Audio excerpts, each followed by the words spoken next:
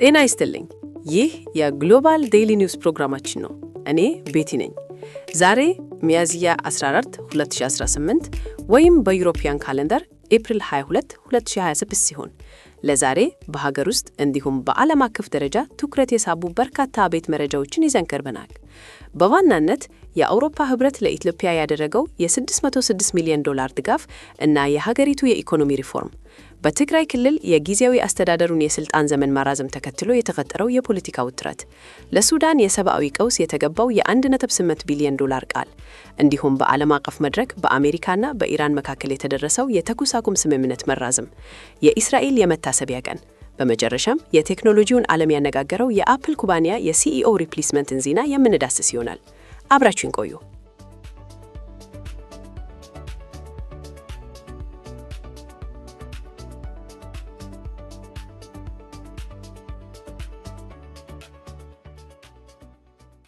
የዕለቱን መረጃዎቻችንን ከሀገር ውስጥ ዜና ስንጀምር የኢትዮጵያ ኢኮኖሚና የአውሮፓ ህብረት ዳግም ግንኙነት ግንባር ቀደም ዜናችን ነው።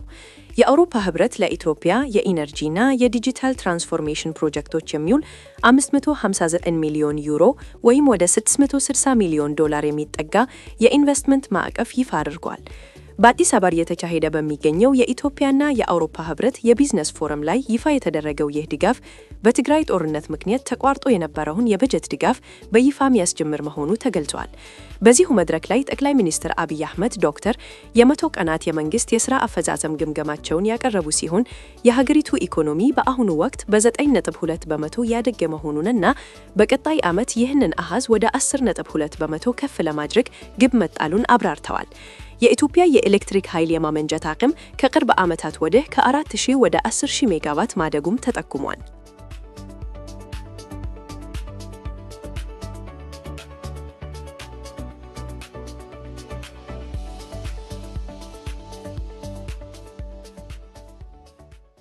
ወደ ቀጣዩ መረጃችን ስናልፍ የትግራይ ክልል ወቅታዊ የፖለቲካ ሁኔታ እንደገና ትኩረት እየሳበ ይገኛል።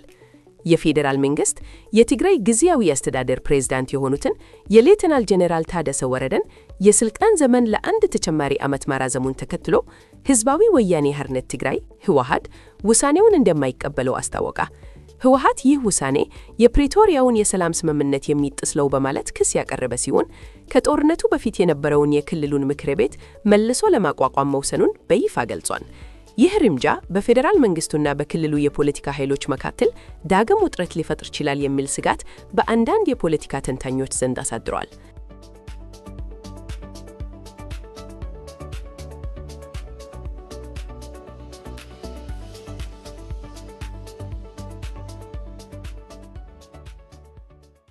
በሌላ በኩል በጎረቤት ሱዳን ያለውን የሰብአዊ ቀውስ ለመቅረፍ የዓለም አቀፉ ማህበረሰብ ተስፋ ሰጪ እርምጃ ወስዷል። በጀርመን በርሊን በተካሄደው የለጋሾች ጉባኤ ላይ ለሱዳን ህዝብ የሚውል $1.8 ቢሊዮን የሚጠጋ የገንዘብ ድጋፍ ቃል ተገብቷል። ጦርነቱ ከተቀሰቀሰበት ከኤፕሪል 2023 ጀምሮ ከ9 ሚሊዮን በላይ ሱዳናውያን ከመኖሪያ ቀያቸው የተፈናቀሉ ሲሆን ወደ 29 ሚሊዮን የሚጠጉ ዜጎች ደግሞ ለከፍተኛ የምግብ እጥረትና ለረሃብ አደጋ መጋለጣቸውን የተባበሩት መንግስታት ድርጅት መረጃ ያሳያል። የተገኘው የገንዘብ ድጋፍ የችግሩን ጥልቀት ሙሉ በሙሉ የሚፈታ ባይሆንም በአስከፊ ሁኔታ ውስጥ ለሚገኙ በሚሊዮን ለሚቆጠሩ ሱዳናውያን ጊዜያዊ እፎይታን እንደሚሰጥ ይጠበቃል።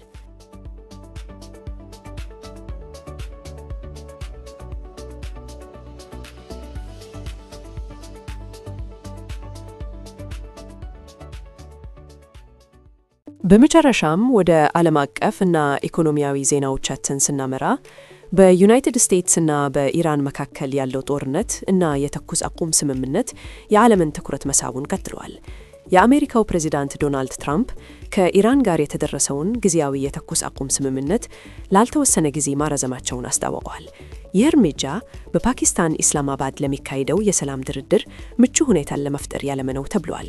ይህ በእንዲህ እንዳለ የተኩስ አቁም ስምምነቱ መራዘሙን ተከትለው የዓለም የነዳጅ ገበያ ላይ መጠነኛ መረጋጋት ታይቷል። በአሁኑ ወቅት የድፍድፍ ነዳጅ ክሩድ ኦይል ዋጋ በአንድ በርሜል ወደ $89 ገደማ እየተሸጠ ይገኛል። ይሁን እንጂ የሆርሙዝ ስትሬት የንግድ መስመር በተሟላ ሁኔታ ክፍት ስለመሆኑ እርግጠኛ አለመሆን በዓለም የኢኮኖሚ አዝማሚያ ላይ አሁንም ስጋት ደቅኗል።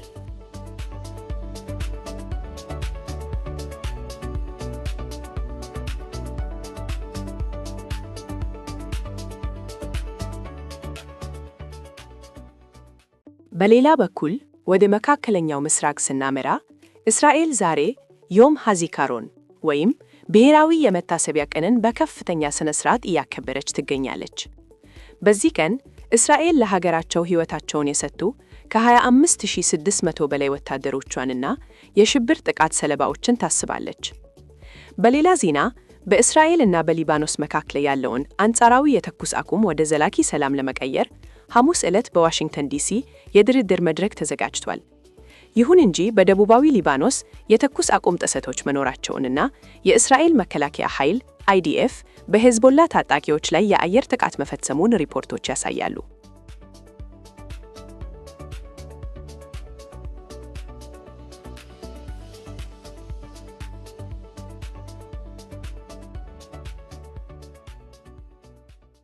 በመጨረሻም ወደ ቴክኖሎጂውና የቢዝነስ ዓለም ዜናዎች ስንገባ በዓለም ትልቁ የቴክኖሎጂ ኩባንያ የሆነው አፕል ላይ ታሪካዊ የሹምሽር ማስታወቂያ ወጥቷል። ላለፉት 15 ዓመታት ኩባንያውን በዋና ሥራ አስፈጻሚነት ሲመሩ የነበሩት ቲም ኩክ ኃላፊነታቸውን ሊለቁ ነው። በመጪው ሴፕቴምበር 1 2026 የአፕል የሃርድዌር ምህንድስና ኃላፊ የሆኑት ጆን ተርነስ አዲሱ የአፕል ዋና ሥራ አስፈጻሚ በሆን ይሾማሉ። ቲም ኩክ ኩባንያውን ሙሉ በሙሉ ማይለቁ ሲሆን ወደ ሥራ አስፈጻሚ ቦርድ ሰብሳቢነት ይሸጋገራሉ። ይህ የለውጥ ሂደት በተለይ በአሜሪካ ፖለቲካ ውስጥ ኩባንያው ከፖሊሲ አውጪዎችና ከመንግስት ጋር ያለውን ግንኙነት ይበልጥ ለማጠናከር ያለመ ነው ተብሏል።